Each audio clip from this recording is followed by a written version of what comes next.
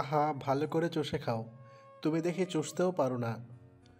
আরে কি বলো, সেই তখন থেকে এক ধ্যানে কাজ করে চলেছি, আর বলছো যে হচ্ছে না। হচ্ছে দেখি তো বললাম জান। তুমি রাগ করো কেন? বারবার তোমার মুখ থেকে বেরিয়ে আসছে দেখে বললাম আমি। সরি, চুষতে থাকো তুমি তোমার মতো করে। আমি আর কিছু বলবো না। ফাজিল, তুমি একদম চুপ করে থাকবে। আমি আমার চকলেট ঠিক খেয়ে নিব। ঈশিতা নিজের কথাটা শেষ করতেই চকলেট চুষে খেতে লাগলো। আজ হলো চকলেট ডে। এই দিনটা আরও স্পেশাল করার জন্য অয়ন ঈশিতাকে নিয়ে রুম ডেট করতে চলে আসে। ঈশা ও অয়নের কথা মতো চলে যায় তার সাথে রুম ডেট করতে। যদিও ঈশা অয়নকে অনেক বোঝানোর চেষ্টা করে, তবে অয়ন কোনো কিছুই সলে না। অয়ন এক প্রকার ভালোবাসার দোহাই দিয়ে অধরাকে নিয়ে রুম ডেট করতে চলে আসে।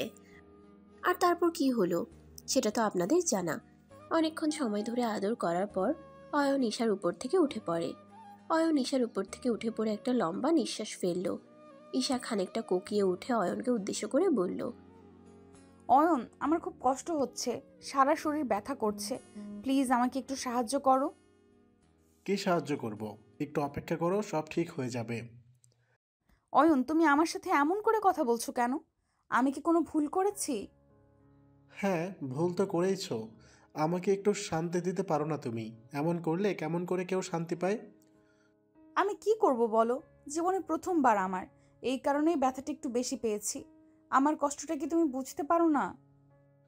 বুঝতে পেরেছি। এখন একটু রেস্ট নাও। আমি 1 মিনিটের মধ্যে আসছি। না অয়ন, আমাকে এখানে একা রেখে যেও না, আমি তোমার সাথে যাব। এখন তোমার যেই অবস্থা, এই অবস্থায় আমার সাথে কেমন করে যাবে? আমার কষ্ট হবে, কিন্তু আমি যেতে পারবো, আমাকে নিয়ে চলো। ঠিক আছে, ফ্রেশ হয়ে নাও, তারপর আমার সাথে চলো। অয়ন কথাটা শেষ করতেই নিজের শার্ট গায়ে জড়িয়ে নিল। উজ্জ্বল ফর্সা শরীরে কালো শার্টটা উঠতেই অয়নের সৌন্দর্য আরও বেড়ে উঠল। অয়ন শার্ট পরে নিয়ে নিজের গোলাপি রঙের ঠোঁটের মাঝে একটা সিগারেট গুঁজে নিয়ে আপন মনে টানতে শুরু করলো। ঈশা অয়নের দিকে তাকিয়ে আছে এক দৃষ্টিতে। অয়নের প্রতি মুগ্ধ ঈশা। এটা আজকে নতুন না, প্রেমের প্রথম দিন থেকে শুরু করে আজ অবধি ঈশা অয়নের প্রতি মুগ্ধ। অয়ন কখনো ঈশার সাথে কোনো ধরনের বাজে কথা বলেনি। আজ কেন যে অয়ন এমন করছে কিছুই ঈশা বুঝতে পারছে না। ঈশা ফ্রেশ হয়ে নিল অনেক কষ্ট করে। ফ্রেশ হয়ে নিয়ে ঈশা রুমে আসতেই দেখতে পেল অয়ন একদম রেডি হয়ে আছে। ঈশাও মোটামুটি রেডি হয়েছে। অয়ন ঈশার দিকে তাকিয়ে ভ্রুকুচকে বলে, এখন কেমন লাগছে তোমার? ব্যথাটা কি আছে, নাকি মেডিসিন নিতে হবে? মেডিসিন মনে হয় লাগবে, কারণ আমার পেইন হচ্ছে ভেতরে, অসহ্য লাগছে সব কিছু। ঠিক আছে, চলে যাওয়ার পথে বাহির থেকে মেডিসিন নিয়ে দিব, কেমন? হুম। অয়ন, একটা কথা বলার ছিল তোমাকে। কি কথা? এই যে আজ যেটা হলো, সেটার পরিণতি কি হবে? পরিণতি কি? মানে, আজ আমাদের মাঝে যেটা হয়েছে, সেটার পরবর্তীতে কি হবে? যদি আমি প্রেগনেন্ট হয়ে যাই, তখন কি করবে? সেসব নিয়ে তোমাকে চিন্তা করতে হবে না, আমি ব্যবস্থা করে ফেলবো। তোমার উপর আমার পূর্ণ ভরসা আছে, কিন্তু তবুও কেন যেন ভয় হয়। এই ভয়টা আমাকে কুরে কুরে খাবে অয়ন। প্লিজ, তুমি আমার দিক থেকে মুখ ফিরিয়ে নিও না। আমি তোমার দিক থেকে মুখ ফিরিয়ে নিতে চাইলে অনেক আগেই নিতে পারতাম। এত বছর পর মুখ ফিরিয়ে নেওয়ার কথা চিন্তা করতাম না। আর তুমি না প্রয়োজনের থেকে বেশি কথা বলো। আমাদের লেট হয়ে যাচ্ছে, চলো তাড়াতাড়ি। অয়ন ঈশার সাথে বেশি কথা বলল না। ঈশার প্রতি অসন্তুষ্ট থাকার কারণেই অয়ন রেগে গেছে। অয়ন ঈশার পেছনে অয়ন ঈশাকে পেছনে ফেলে নিজেই হনহন করে নেমে পড়ল সিঁড়ি দিয়ে। ঈশা অয়নের পেছন পেছন অনেক কষ্ট করে আসতে লাগলো। সারা শরীরে তীব্র ব্যথার কারণে অধরা ঠিকমতো হাঁটতে পারছে না। হোটেলের কামরা থেকে নেমে নিচে আসতেই অয়ন বাইক স্টার্ট করলো। ঈশা অনেক কষ্ট করে অয়নের বাইকের পেছনে বসতেই অয়ন বাইক ছুটালো। বাইক নিয়ে প্রথমে ফার্মেসিতে, অতঃপর ঈশার বাড়ির সামনে এসে দাঁড়ায় অয়ন। ঈশা নিজের বাড়ির সামনে আসতেই বাইক থেকে নেমে পড়ল। বাইক থেকে নেমে ঈশা অয়নের দিকে তাকাতেই অয়ন কোনো কথা না বলে রহস্যময়ীভাবে গাড়িটা চালিয়ে চলে গেল। অয়নের এমন অদ্ভুত আচরণ ঈশার কাছে ভীষণ অদ্ভুত তো লেগেছেই। সেই সাথে ঈশা নিজেও বুঝতে পারল না অয়ন এমন করে তাকে এড়িয়ে যাচ্ছে কেন। ঈশার শরীর অসুস্থ, তারপরও ঈশা আপন মনে অয়নের কথা চিন্তা করতে লাগলো। ঈশা সারাটা রাত ধরে অয়নের চিন্তায় ঘুমাতে পারল না। পরদিন সকালে ঈশার ঘুম একটু আগে ভাগেই ভেঙে গেল। ঈশা ঘুম থেকে উঠে পড়ে নিজের ফোনটা অনেক কষ্টে হাতে নিল। রাতের দিকে ঈশার শরীরে প্রচণ্ড জ্বর চলে আসে। ঈশা ফোনটা হাতে নিয়ে দেখার চেষ্টা করলো যে অয়ন তাকে রাতে কল করেছে কিনা, কিন্তু ঈশা হতাশ হলো। আসলে অয়ন রাতে কোনো কল করেনি। ঈশা অয়নের কল না পেয়ে নিজেই অয়নের নাম্বারে কল ডায়াল করলো। ঈশা অয়নের নাম্বারে কল করার কিছু সময় পর অয়ন কলটা পিক করলো। অয়ন কলটা পিক করতেই ঈশাকে উদ্দেশ্য করে ভীষণ ভারী কণ্ঠে বলল, কি হয়েছে? এত সকাল সকাল আমাকে কল করলে কেন? আমাকে কি শান্তিতে ঘুমাতেও দিবে না তুমি? অয়ন, কি হয়েছে তোমার? সত্যি করে বলবে আমায়? গতকাল থেকে তুমি আমার সাথে এমন করে কথা বলছো কেন? আমি কি তোমার কেউ না? আমি একবারও বলেছি তুমি আমার কেউ না? আমি ঘুমিয়েছিলাম, তোমার কল আসতেই ঘুম থেকে উঠতে হয়েছে। আমার মাথা গরম হয়ে যায় কেউ ঘুমের মাঝে বিরক্ত করলে। ও, এতদিন তো আমাকে কল করতে। আমি তো কখনো বিরক্ত হয়ে যাইনি, তাই জানতাম না যে তুমি বিরক্ত হবে। এসব বাজে কথা বাদ দিয়ে কাজের কথা বলো। কি জন্য কল করেছো? এমনি কল করেছিলাম। আসলে আমার অনেক জ্বর এসেছে, বুঝতে পারছি না কিছু, তাই তোমাকে কল করেছিলাম একটু। জ্বর এসেছে তো আমাকে কেন কল করবে? ডক্টরকে কল করে দেখো কি হয়েছে।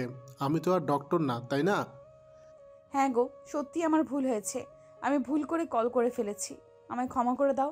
আর কখনো এমন ভুল হবে না। ঈশা কথাটা কোনো মতে শেষ করে কলটা কেটে দিল। ঈশার বুক ফেটে কান্না আসছে। ঈশা কোনোভাবেই নিজেকে সামলাতে পারছে না। ভালোবাসার প্রিয় মানুষটির অবহেলা যেন বুকটাকে এপার ওপার করে দিচ্ছে। ঈশা ফোনটা রেখে দিয়ে কান্না করতে লাগলো। এতটা কষ্ট ঈশা হয়তো এর আগে কখনো পায়নি। ঈশা ভেবেছে অয়ন তাকে সত্যিই মন থেকে ভালোবেসেছে, আর সেই কারণেই নিজের ইচ্ছা বা মত কোনোটাই না থাকার পরও অয়নের ইচ্ছে সে পূর্ণ করে।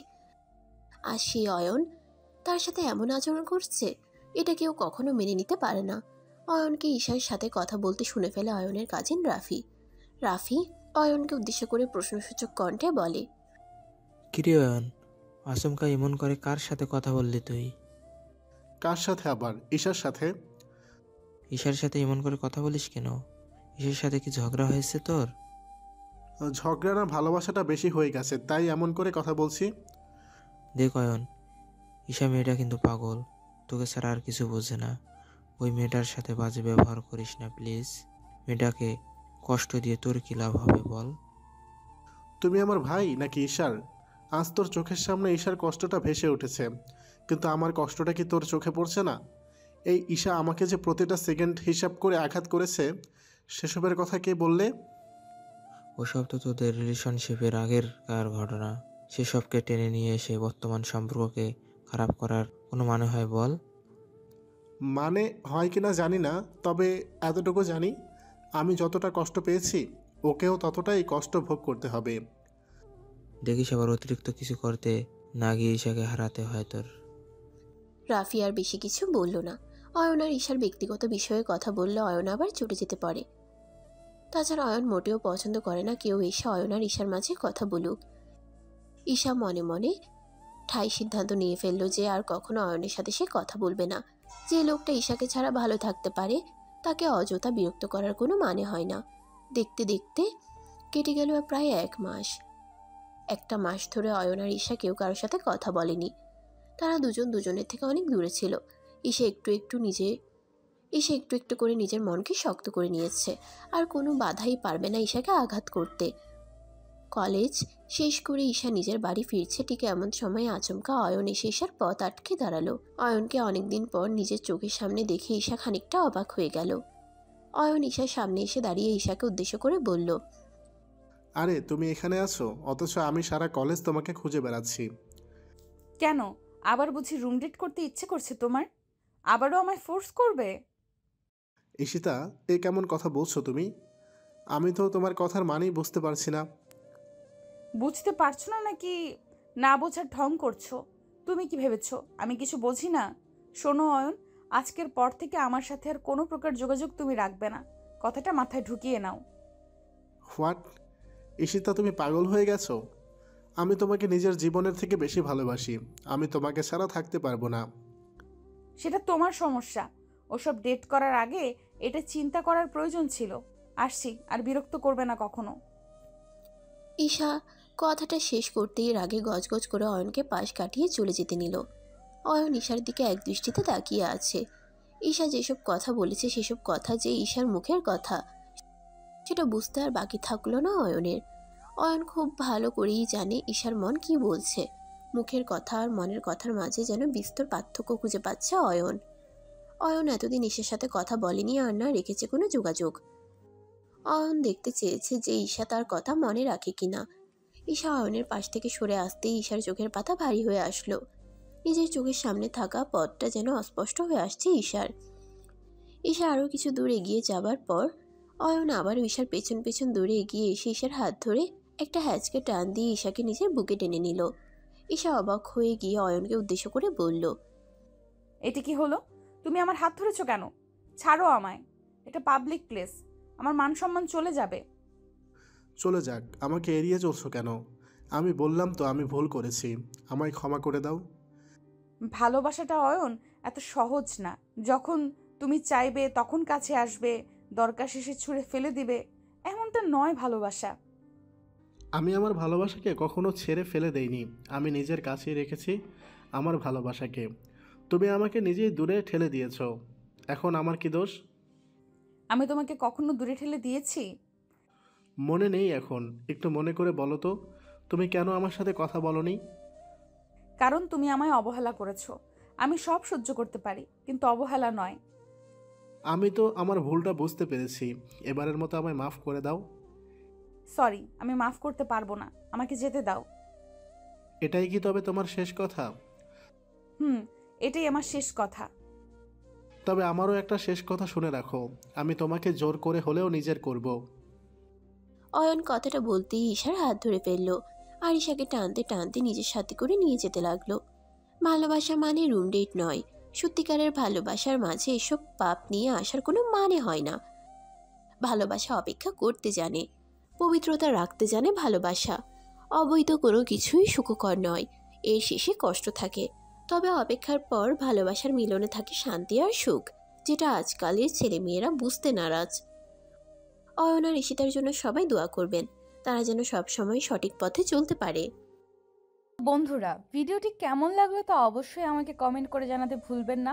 পেজ থেকে দেখে থাকলে অবশ্যই পেজটিকে ফলো করে দিবেন, আর চ্যানেল থেকে দেখে থাকলে অবশ্যই চ্যানেলটিকে সাবস্ক্রাইব করে পাশে থাকা বেল আইকনটা বাজিয়ে দিবেন। আর নিত্য নতুন এমন সুন্দর সুন্দর ভালোবাসার গল্প পেতে voice of Priyanka Facebook page এবং প্রিয়াঙ্কাস ক্রিয়েশন ইউটিউব চ্যানেলের পাশেই থাকবেন। ধন্যবাদ সবাইকে। দেখা হচ্ছে আগামীকাল নতুন কোনো গল্প নিয়ে। ততক্ষণ পর্যন্ত সবাই ভালো থাকবেন, সুস্থ থাকবেন, আর আমাকে সবাই অনেক বেশি দোয়া এবং ভালোবাসা দিবেন। আল্লাহ হাফেজ।